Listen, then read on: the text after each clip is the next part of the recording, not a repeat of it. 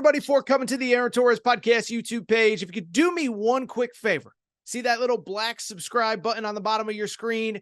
Go ahead, hit that little black subscribe button. Really does help this channel grow, my audience grow, and I appreciate it more than you know. Also, quick thank you to our presenting sponsor, Betfred Sportsbook and the Betfred Sportsbook app. Bet $50 on any game.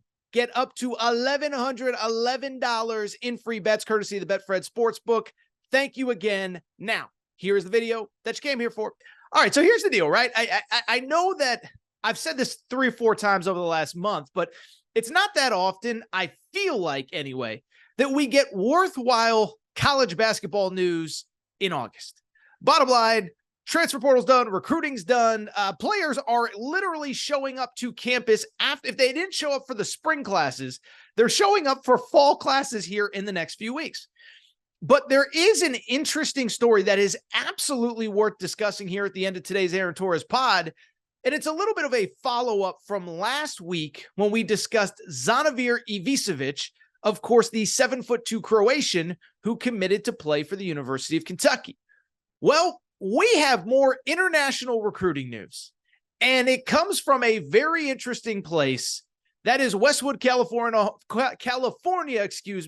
home of the UCLA Bruins. And if you follow college hoops news in the offseason, if you listen to this show, I know you do, a little bit of a quiet offseason for UCLA. Coming off a 3rd straight Sweet 16, they basically lost everybody off their roster. Jaime Jaquez, 1st-round pick of the Heat. Tiger Campbell, gone. Amari Bailey, 2nd-round pick, gone. Basically, outside of a Dembona, a 6'10" freshman now going into his sophomore year, they lost essentially everybody who played significant minutes a year ago. And bluntly, over the last couple months, I've kind of just wondered, okay, what is the game plan? What are they doing? Well, they have decided, just like Kentucky did a week ago, they're going international, baby, only they are going to the extreme, okay? So last week, Kentucky adds a potential 2nd-roundish type pick in Zvonimir Ivicevic.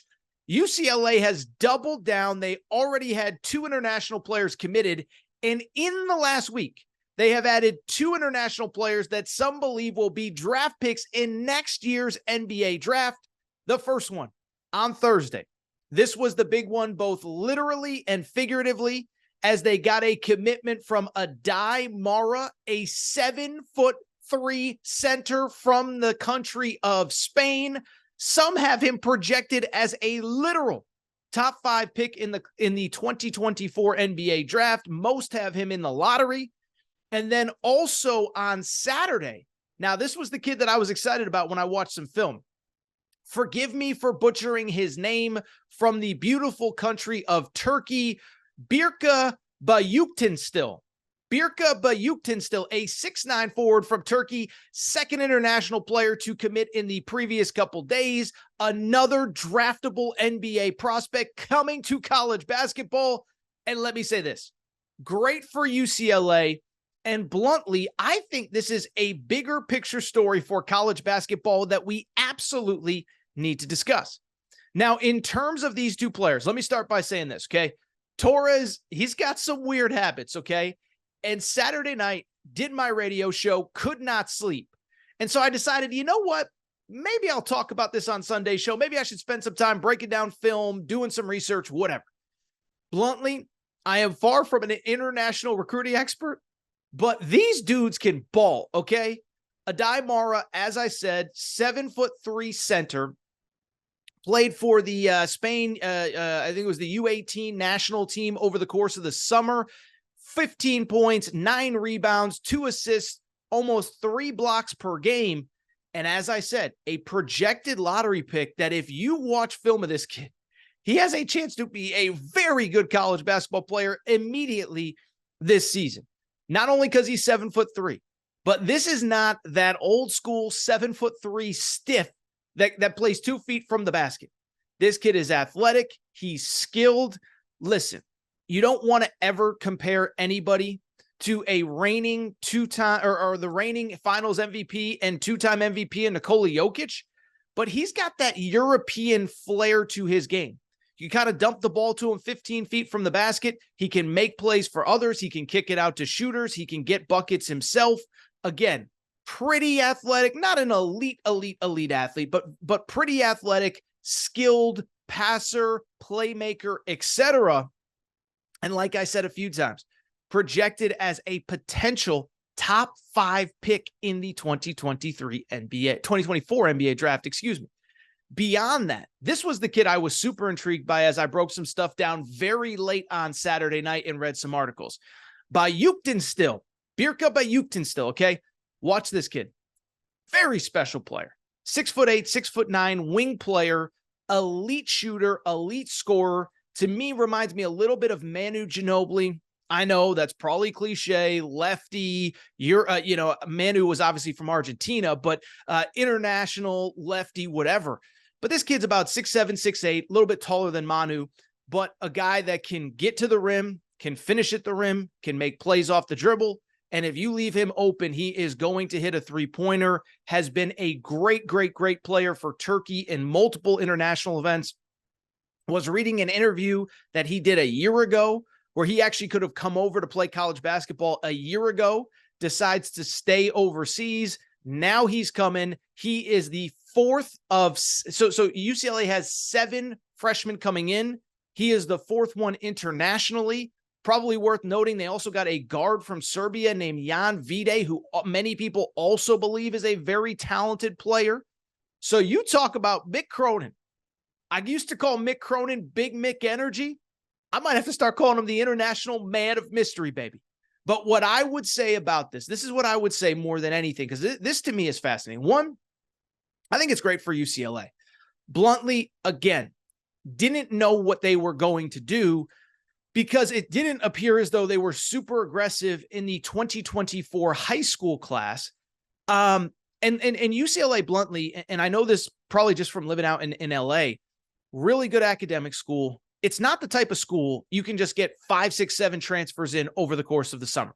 To be clear, I don't begrudge any school that has done that. Don't blame Rick Pitino for overhauling his roster at St. John's. Don't blame any school that takes 4, 5, 6 transfers in a given offseason. I just don't think you can do it at UCLA. You know, you look at Mick Cronin since he's gotten there, it's been about 1 transfer a year. Johnny Juzang one offseason, Miles Johnson one offseason. This year they took a kid from Utah, but it's not as though this is just a place that you could take 6 transfers in offseason, 7 transfers, 4 transfers. It's just not that kind of place. So it makes sense. Also, I think UCLA is weirdly equipped to handle the large influx of international players. For people who don't know, UCLA has a huge international student base. My understanding is it's actually, believe it or not, the most applied to school in the country. Now, it might not be as exclusive as Harvard or Yale or whatever, but because of the number of international applications, people from all over the world know Los Angeles, international city, international community. UCLA it's got a great international feel. So I think it's going to be really good and a good angle for UCLA. And finally, I'll say, I think it's a really good angle for Mick Cronin. He is, to put it delicately, and I like Coach Cronin, don't know him well, but I think he's really good at what he does. He's not necessarily the easiest coach to play for. And when you look at his track record, his best players are kind of those under-recruited, under-the-radar players. And I think it's hard to bring those kinds of kids in America to the United States. And so you're either going to recruit one and dones, and those respectfully at times can be tough to deal with. A lot of people in their ears, I don't want to be disrespectful, but a lot of people in their ears. Sometimes they come in, they know they're going to be gone in a year. They don't feel like they got to listen. Mick Cronin's the guy that's going to coach you hard. And so to go the international route, these kids, I think, have a little bit of a thicker skin, maybe a little bit more of a life experience coming from a professional setting in Europe. Makes sense for UCLA on a number of fronts. Finally, let me say this. I think this has a chance to be a big boon for college basketball. Now, understand, listen, international players have always come to the United States. This isn't like new. Listen, I was a kid in Connecticut. UConn had a couple Israeli players in the Dodd Hennefield and Duran Sheffer when I was growing up watching UConn. So it's not as though this is the first time international players have ever come. But I don't remember the wave of talent and quality of talent that has come like it is coming this summer. These are not just players who are coming for whatever reason it might be. These are players with legit NBA aspirations. And again, in some cases, players that could spend 1 year overseas, go into the draft when they're 19 years old, and they're choosing to play college basketball instead. Adai Mara could stay overseas, do his thing in Spain, whatever, and just chill for a year and get drafted pretty high. The Ivicic kid, that's going to Kentucky. He could have stayed overseas another year, come back. He tested the draft waters this year, could have come back and reapplied for the draft next year. But my guy, Birka Birkenstill, I'm tripping over his name still, Bayukin could have stayed overseas, but he wants to come and play college basketball. Now, is some of that NIL? Absolutely. Players can make money now. You don't have to sacrifice money, period, playing overseas, or don't make any money at all by coming to play college basketball. So a lot of it is NIL.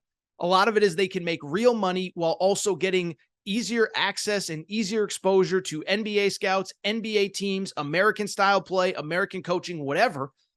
But whatever it is, I love the fact that we're now getting however many it is, whether it's 2, 3, 4, 5, whether it's a little bit more. Arizona's got 3 or 4 international players that are part of their program.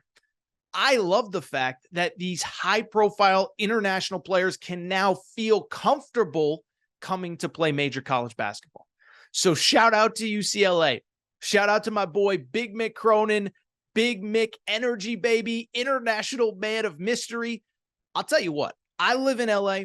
I've attended probably 50 UCLA games during my time here. Maybe not that many, maybe 35, whatever. I can't ever remember being more excited to go to a UCLA game than I am this year. Practices, media availabilities, whatever, because we got some high-profile talent at UCLA, and I think this is a great, great, great sign for college basketball.